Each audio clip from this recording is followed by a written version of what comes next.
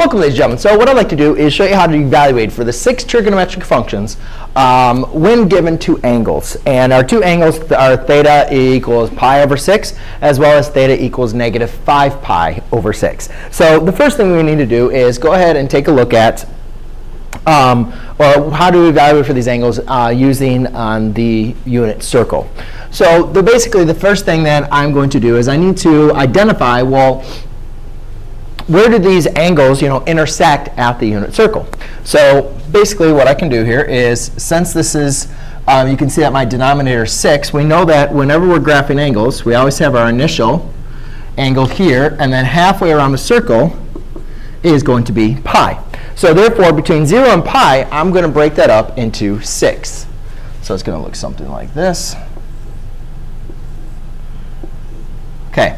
Now remember, when breaking things up into 6, therefore we also have the points where each of these angles intersect at our unit circle. So the first one is going to be square root of 3 over 2, comma, 1/2. Then over here, I have 1/2, comma, square root of 3 over 2. And this is basically just knowing your unit circle. And over here, it would be negative square root of 3 over 2, comma. So you can also just look at a unit circle, but since for this video I'm going to go ahead and create that for you. So make sure I have everything in for you. All right. So the main important thing here is if we're trying to identify pi over 6, we want to make sure we identify, well, where exactly is that, where is that angle going to be for this unit circle? Well, if we broke this up into 6 parts, right, to go from 0 to pi, pi over 6 is just going to be the first one, right? It's like 1 pi over 6. So that's just going to be the angle right there. So theta equals pi over 6. So if I want to evaluate this angle for my 6 trigonometric functions, I'm basically just going to be able to identify what is the sine of pi over 6. I want to know what the cosine of pi over 6 is. I want to know what the tangent of pi over 6 is. And then we'll do the cosecant of pi over 6.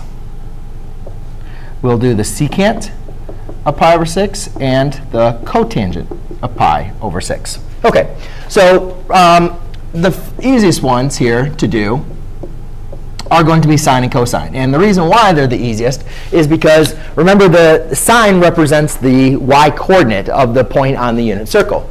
So therefore, in this case, in my angle, the sine of pi over 6 is going to be the y-coordinate of where the angle intercepts the y-intercept, which in this case is just 1/2. The cosine is going to be the x value. So in this case, you look at the x value of my point, and that's going to be the square root of 3 over 2. Tangent is going to be y over x. So this one, we've got to be a little bit careful here. So I'm actually going to do this one. I'm actually going to write this one out. So I have square root of 3, or 1/2 divided by square root of 3 over 2. Now, I can divide out these 2's here, and then I'm left with 1 over the square root of 3. Now, by making sure I know how to rationalize my denominator, I end up with the square root of 3 over 3. And I have some other videos where I break that down and so forth. But when you rationalize the denominator, multiply, I don't have very much more space, so that's why I'm leaving there. But when you multiply by square root of 3 on the top and the bottom, that's what you end up getting.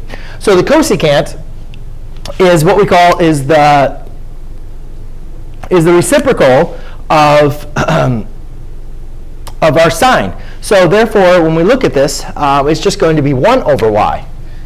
So I have 1 over 1/2. Well, again, multiplying by your reciprocal here, if I multiply by, I'll just show you, 2 over 1 over 2 over 1. See here, multiply by square root of 3 over square root of 3. When I multiply by 2 over 1 over 2 over 1, I end up with just 2. For the secant, that's going to be that's the reciprocal of cosine. So that's going to be 1 over the square root of 3 over 2. Again, doing the same thing, multiplying by the reciprocal. So therefore, when I multiply by the reciprocal, 2 over the square root of 3, do that on the top and the bottom, I end up getting 2 over the square root of 3, which then again, I need to rationalize the denominator, square root of 3 over square root of 3, and I end up with 2 square root of 3 over 3.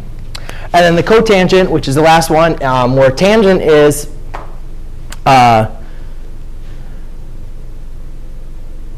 Tangent is y over x. Now cotangent is going to be x over y. And actually,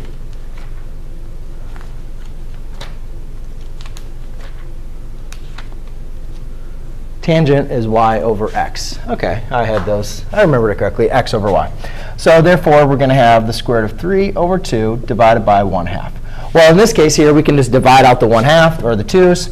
So I'm just left with the square root of 3. OK, so now let's go and get to negative 5 pi over 6. Since I kind of took a little bit longer for that, let's go and get to negative 5 pi over 6. Now, you notice negative is going to be a negative angle. So now it's going to go in this direction. Well, in the exact same case here, we've already broken these, this side into 6. I could do the exact same thing over here. But the one thing I notice is, well, if here is positive 5 pi over 6, negative 5 pi over 6 is going to take you to the exact same area of the graph, right? I mean, yeah, you could break it up and then count if you need to, but we know it's going to take you right there. So, and if this is positive 5 pi over 6, this angle, then this one's going to be negative 5 pi over 6. That means it's just a direct reflection over the y-axis of this point. So this point, the x value is still going to be negative square root of 3 divided by 2. But now the y-coordinate is going to be negative. OK, so now let's go ahead and determine what is going to be the sine of negative 5 pi over 6. Well, again, when we're looking at negative 5 pi over 6, we can see that we have an x and a y coordinate. So my sine is going to be a negative 1/2. My cosine of negative 5 pi over 6, that's now going to be the x value. So we look at our x value, which is a negative square root of 3 over 2. Our tangent of negative 5 pi over 6, again, is going to be y over x. So in this case, I now have negative 1/2 divided by negative square root of 3 over 2. Well, what's nice about this is we know the negatives are going to make a positive here. Again, we'll have the 2's.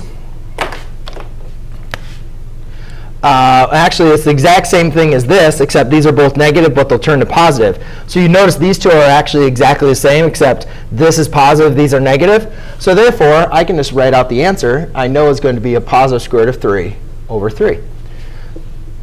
The cosecant of negative 5 pi over 6, again, if you look at that, that's going to be 1 over y, which is now 1 over negative 1/2, which is the same thing as this one, except it's negative. So therefore, my answer is going to be a negative 2. Then I have the secant of negative 5 pi over 6. And again, when we're looking at secant, over here, secant, it's going to be 1 over x, which is the same thing over here, except it's negative. So I'm just going to make my answer, instead of doing all the math, I'm just going to make my answer negative. And then the cotangent, again, is x over y. Again, we have the exact same values, except they're both negative, which will turn to positive. So therefore, I'll say the cotangent of pi over 6 is going to equal the square root of 3.